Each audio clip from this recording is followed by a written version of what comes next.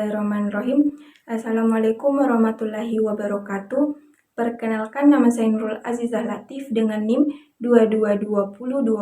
2220203862201026 dari Fakultas Ekonomi Bisnis Islam Program Studi Akuntansi Lembaga Keuangan Syariah.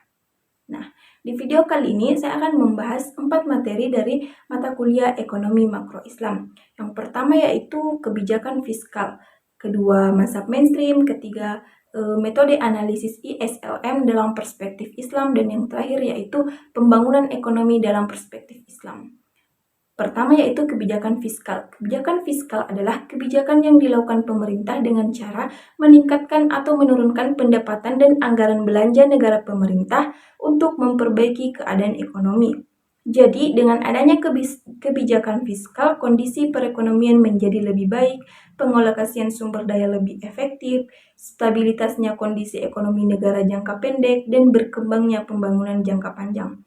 Kedua yaitu sumber penerimaan negara, contohnya yaitu pajak, serta penerimaan non-pajak, contohnya yaitu BUMN, BLU, sumber daya alam, dan penjualan saham. Ketiga yaitu sumber pengelolaan negara, seperti belanja pegawai, belanja barang, belanja rutin daerah, dan membayar utang negara.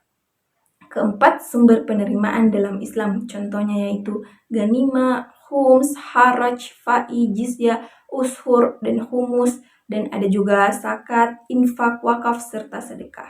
Terakhir, sumber pengeluaran dalam Islam. Ada beberapa sumber pengeluaran dalam Islam, yaitu zakat fitrah, ma'asim, wakaf, amil, zakat, serta gaji dan upah. Nah, materi kedua yaitu mazhab mainstream. Mazhab mainstream adalah suatu mazhab yang memiliki pandangan bahwa perbedaan utama antara ilmu ekonomi konvensional dengan ilmu ekonomi Islam terletak pada cara untuk mencapai tujuan ilmu ekonomi tersebut, di mana mazhab mainstream menyetujui pandangan ilmu ekonomi konvensional yang menyatakan bahwa ekonomi muncul karena tidak adanya keterbatasan sumber daya ekonomi untuk memenuhi kebutuhan manusia yang tidak terbatas. Nah, pandangan mazhab menurut Bakir As-Sadar menyatakan bahwa alam semesta terjadi keseimbangan karena pada dasarnya manusia memiliki keinginan yang tidak terbatas. Namun, dengan adanya ajaran Islam, manusia dituntut untuk mengendalikan keinginannya karena jika keinginan manusia itu tidak terkendali, maka akan menyengsarakan kehidupan manusia itu sendiri. Mazhab mainstream memfokuskan kepada bagaimana cara mengelola sumber daya yang terbatas dan keinginan manusia yang tidak terbatas.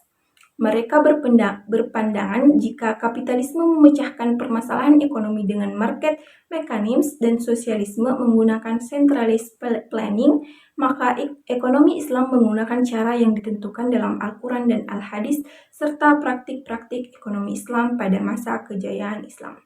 Nah, materi ketiga yaitu metode analisis ISLM dalam perspektif Islam.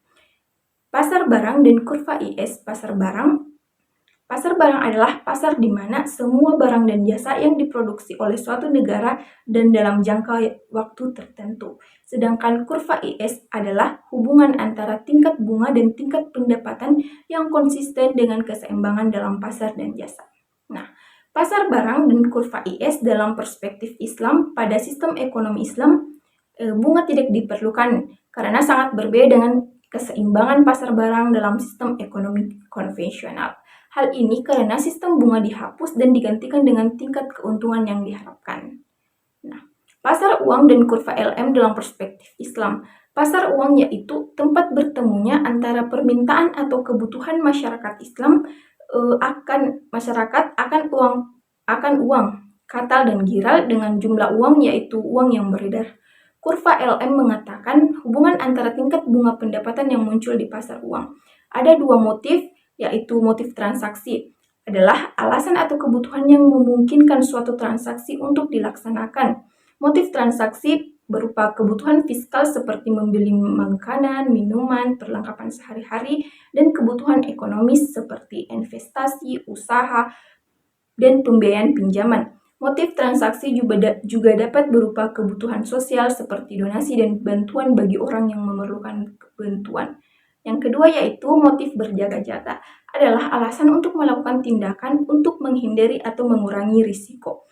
Motif berjaga-jaga dapat berupa risiko ekonomis seperti melakukan insurans atau investasi yang menghindari risiko tinggi atau melakukan strategi manajemen risiko yang meminimalkan risiko ekonomis. Nah, keseimbangan di pasar uang dalam ekonomi Islam. Keseimbangan pasar uang dalam perspektif Islam terjadi ketika permintaan dan penawaran uang sama.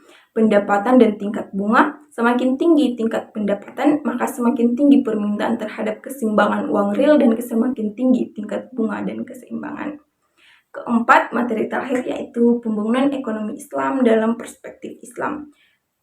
Pengertian pembangunan ekonomi menurut Schumpeter, Ursula Hicks, dan Madison, pembangunan ekonomi konvensional adalah pembangunan yang mensyaratkan bahwa kesejahteraan penduduk harus meningkat dan salah satu ukuran dari peningkatan kesejahteraan tersebut dengan adanya pertumbuhan ekonomi. Sedangkan perspektif Islam menurut Hasanuzzman adalah ilmu dan aplikasi petunjuk dan aturan syariah yang mencegah ketidakadilan dalam memperoleh dan menggunakan sumber daya material agar memenuhi kebutuhan manusia sehingga dapat menjalankan kewajibannya pada Allah dan masyarakat. Nah, tujuan pembangunan ekonomi konvensional. Menurut Mikhail Todorov, ada 3 tujuan inti pembangunan yaitu pertama, peningkatan ketersediaan serta perluasan distribusi berbagai macam barang kebutuhan hidup yang pokok. Yang kedua yaitu peningkatan standar hidup, tidak hanya peningkatan pendapatan tapi juga lapangan kerja, tidak hanya untuk memperbaiki kesejahteraan material tapi juga untuk menumbuhkan jati diri pribadi dan bangsa.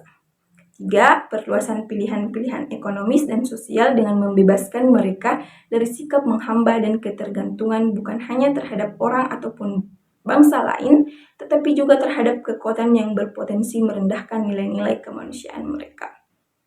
Tujuan pembangunan dalam perspektif Islam. Ekonomi Islam mempunyai 4 tujuan berdasarkan maqasid syariah. Yang pertama yaitu menjamin kebutuhan dasar manusia, kedua meningkatkan kapabilitas dan martabat manusia, ketiga menjamin keberlangsungan kehidupan manusia dalam jangka panjang, serta terakhir menumbuhkan dan menjamin spiritualitas. Konsep pembangunan ekonomi dalam perspektif Islam. Pertumbuhan ditambah perubahan sama dengan pembangunan. Nah, pertumbuhan di sini ada kualitatif dan kuantitatif.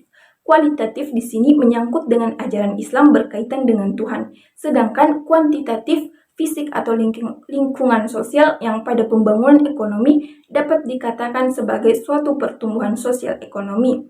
Perubahan di sini adalah usaha sendiri atau usaha kita dalam menjalankan usaha dan mengelola usaha ini. Maksudnya, dalam perspektif Islam, jika kita ingin membangun ekonomi, harus ada keseimbangan antara dunia dan akhirat juga usaha yang serius dalam menjalankannya, hingga akan menciptakan pembangunan ekonomi yang baik. Berbeda dengan konsep dalam ekonomi konvensional yang memaksimalkan kekayaan dan konsumsi. Ekonomi Islam melaksanakan ekonomi dengan melihat keseimbangan antara material dan spiritual.